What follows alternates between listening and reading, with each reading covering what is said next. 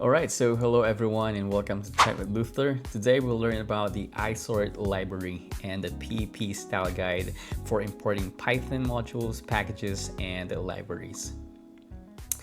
Okay, so when I started to learn Python, I didn't care much about how the code looked. I just wanted my personal program to work, and basically that's it. However, as time passed, the source code grew, and it became apparent that I needed to format it consistently and make it readable. And that's when I came to understand the PEP8. So, what is PEP8? So, let's start first with the PEP. So PEP stands for Python Enhancement Proposals. So the PEPs are official documents that propose changes, features, guidelines, or improvements for the Python language. So there are many PEPs, but we will just focus on the PEP8. All right, so the PEP8 is the official style guide for Python code. It provides the conventions, recommendations to enhance the readability and consistency of your Python code. And I think it's also worth noting that Guido van Rossum, the creator of Python, once said that code is read much more often than it's written. And I believe on that because basically you will probably spend maybe 5 to 10 minutes or more than that. It depends on the complexity of the code. But it will take you a short time to code, right? But it will take you a long time to read it, especially if you shelve the code for a long time, like maybe a month or years, and you need to enhance it or debug something. The PEP8 contains the best practices for making your code readable and consistent, and you need to make sure that your code is readable and consistent, right? However, adhering to these guidelines manually is tedious. So just think of it like you have a Word document with all of these best practices, standards or norms, and you need to apply that to your Python code manually. It's really time consuming. And I think that's why developers have developed several packages to automatically perform these sanity checks for us. So the main goal of these packages, in my opinion, is to make our source code consistent and readable across the projects so that we can just focus on, the content, the logic, algorithm of our code, right? And so we will talk about one of these packages in this video. Our focus will be the isort, but you will find a lot of packages out there that do these things for us. So we have, for example, the black, we have the mypy, we have flake8, and we can tie up all of this together using the pre-commit. And also there's a rough packages too. So those are the possible packages or libraries that we're going to be tackling on the upcoming videos. So stay tuned on that. All right, so let's go with the isort library. So isort is a library, again, to sort imports alphabetically and automatically separates them into sections and by type. So what are imports? So basically these are your dependencies. These are your, these are the things that you need to import to your file so that your file will work as expected, right? So if you want to make use of your of isort, you just need to make use of the pip install isort. And let's just step back a bit and just talk about the PEP8.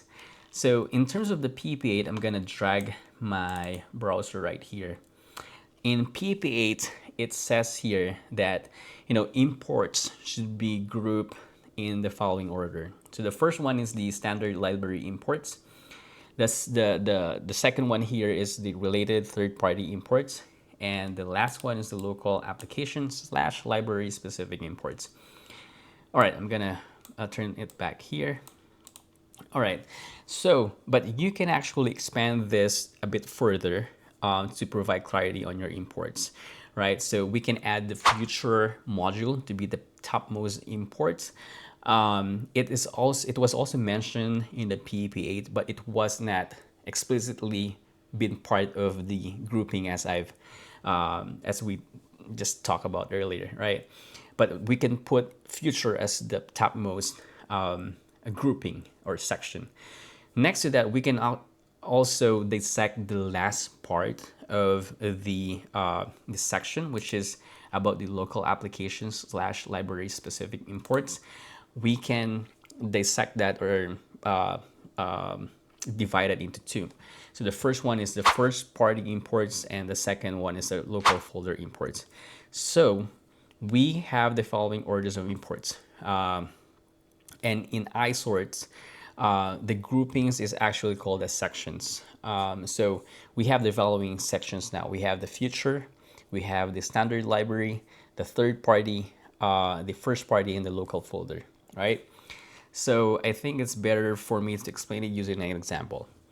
So let's look at the sample.py right here. So the sample.py is basically a module. It's a Python file that just contains imports for demonstration purposes. It doesn't have any functions, any variables, whatever. It's just for demonstration purposes. So it's under, so currently I'm just gonna give you some, the structure of this project as well. So this is the Gen EHR, so generative AI capable electronic health record. So this is just a dummy application. So under this, we have the virtual environment, which we talked about this in the previous video. We have the GenEHR package and the sample package, and then the isort configuration. We're going to talk about that later on, but just wanted to point out that the sample.py is under the sample package, right? Okay, so let's talk about the sections. All right, so if you're gonna import something, it will be grouped into sections. So what are those sections, right? So let's start with the future imports, right? So what do we mean by future? So future is a built-in Python module that is used to import features from newer version of Python into older versions, right?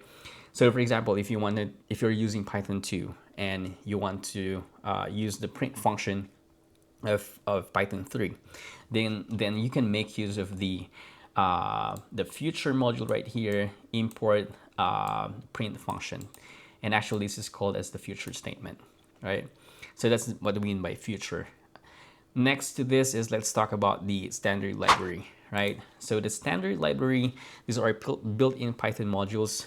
There's no installation required. Some examples of this are the JSON, the OS, the sys as well, and also the date and time right here, okay? Now, the next section is the third-party section. So these are external libraries installed via pip. So these are not part of the standard library. So an example of this, some examples of this are the NumPy. Next one is the Django right here, and also the request, right? The next section is the first party. So what do we mean by first party? So these are your packages. These are the one that you've developed, that you've written, right? So these are the packages that's currently really inside your project, right? So as an example of this is the GenEHR package. Another example is the sample package. So these are your first party package, right? Okay, the next thing right here is the local folder. So the local folder, so maybe it's better to explain using this one. So we have the sample.py, right? The sample.py is under the sample package right here, right? And if I wanted to import something like the models here, or the sample copy right here, or the service right here, those files will be considered as imports coming from the local folder, right? So all of these things here, that service, that models, those will be grouped into one section, and we're calling it the local folder, right? Okay, so enough of that. Let's go with implementing the isort. So if you want to use isort in your command line, you need to go to your the directory of the file. So we want to clean up this file, the sample.py, right? And so if we need to do that, we need to go to the directory, okay, of the folder of it. So sample.py is under the sample package right here. So we are currently on that directory. So we can now type down isort, and then the name of the Python file, right? So let's do that. Okay, so as you can see here, the imports are sorted alphabetically and grouped accordingly. Okay, let's go with it one by one. So we have the future module, as mentioned earlier. We have the standard library. We also have the third-party packages. But you might think that, oops, why is that the Gen EHR package has been considered as third-party package? It should be part of the first-party package. It should be under this, right? It should be the same at the same section using this with the sample package, and we're gonna fix that later on.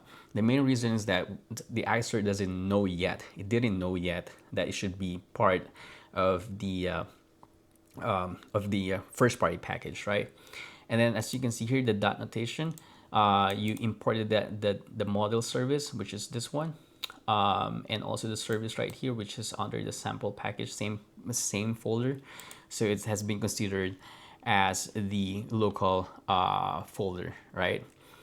Okay, so, all right. So let's fix the problem or the issues right here, which is the Gen EHR package. And we can give more information to isort using that isort configuration files, which is right here. So let's open that up and just try to make it available now. All right, so this is my production configuration, and we'll go through it one by one. So let's start first with the profile equals to black. So the profile equals to black means that I wanted to make my isort configuration compatible with black, which is another library for for auto formatting of your source of your code. So we will talk about black in the upcoming video, but just wanted to share it that you can make sure the profile equals to black if you want it to be compatible with black. If you want to make isort to be compatible with black. All right, so let us go now to the sections right here. So the sections, this is the order of your imports, right? So the order for imports are the following. So we have the future, we have the standard library, the third party, the first party, and also the local folder. But you might be wondering that I have included Django in between the standard library and also the third party, and I have a reason for that. So, but before that, okay, so my recommendation is this. If you have a third-party library that holds the most imports, put those imports into its own bucket, right? So for this specific project, we can consider this as, this is just a dummy Django project. Just think of it as it's just a Django project. That's why I put up a Django, sections right here. And, since this is a Django, it's using Django as the framework, it means that it holds the every piece of the code together, right? And you will most likely, imports a lot from Django. That's why I put it into it has its own section right now. Okay. Now let's move on to the known section, meaning known and then the name of the section, which is in this line right here, it will be known and then first party. So the first party refers to this line right here. So this is the solution to our problem. We're telling isort that if you see the Gen EHR package or sample package, it should be considered as first party.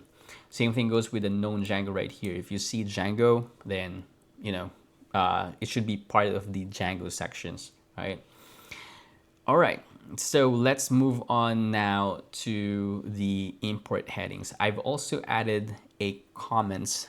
So you can think of it like you have a lot of imports. The imports will be grouped. And I think it's more readable if you have a comment on top of those groupings, right? Of top of those sections. So that part is right, that part refers to this one. So import heading and then the section name. So if that's a future section, it will have this comments, which is the Python future module. So the same thing goes with the rest of the import heading right here. So we can now implement this and let's see what will happen, right? So we have the isort sample.py and let's navigate to this one. Okay, So let's see. All right, there you go. So as you can see here, we have now the Python future module. The beauty with having comments on top of the imports is that, you know, it's easy for you to identify which ones are the, you know, third party, first party. You don't need to, there's no burden of you know, remembering what are the standard library, because it's already sorted out and it has comments. So it's very explicitly stated on your code, right? So we have the future module right here, standard library, core Django imports, third party, project package imports, and we have also the local folder. All right. So you might be wondering, do I need to do this for every file? No, you don't. So we're gonna talk about this I'm gonna talk about that in the upcoming video. We're gonna be using pre-commit, yeah, I think for now we have everything covered for isort. So I hope that you have learned something new, and if you like this video, please hit the subscribe button and turn on the notification, and if there's a topic you'd love to see covered, drop a comment down below and let's build this learning community together.